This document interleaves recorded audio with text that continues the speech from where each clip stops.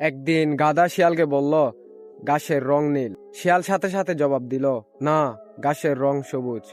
কিছুক্ষণের মধ্যেই দুজনের আলোচনা তুমুল তর্কে পরিণত হলো। শেষে তারা জঙ্গলের রাজা সিংহের কাছে উপস্থিত হলো মীমাংসার জন্য। রাজ দরবারে পৌঁছেই গাধা ডাক ছাড়তে শুরু করে দিল, মহারাজ, আপনিই বলুন, ঘাসের রং নীল কিনা?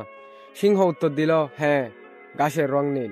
গাধা তখন সিংহের সামনে গিয়ে নেচে কুদে নালিশের সুরে বলতে থাকলো, শিয়াল আমার কথা মানছে না, তর্ক করছে, ওকে শাস্তি দিন।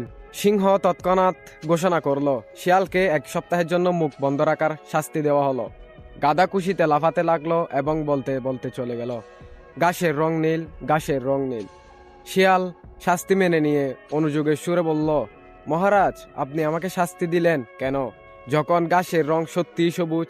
সিংহ উত্তর দিল, তোমাকে শাস্তি দেওয়ার সাথে ঘাসের রং সবুজ নাকি নীল সেই প্রশ্নের কোনো সম্পর্ক নেই। তোমাকে শাস্তি দিয়েছি কারণ তোমার মতন একটা বুদ্ধিমান ও সাহসী প্রাণী গাধার সাথে তর্ক করে নিজের মেধার অপচয় করেছে এবং এরকম একটা বাজে কারণে আমার কাছে এসে আমার মূল্যবান সময় নষ্ট করেছে। তাই আমাদের এই গল্প থেকে শিক্ষা নেওয়া উচিত, মূর্খের সাথে কখনো তর্ক করতে যাবেন না। ধন্যবাদ।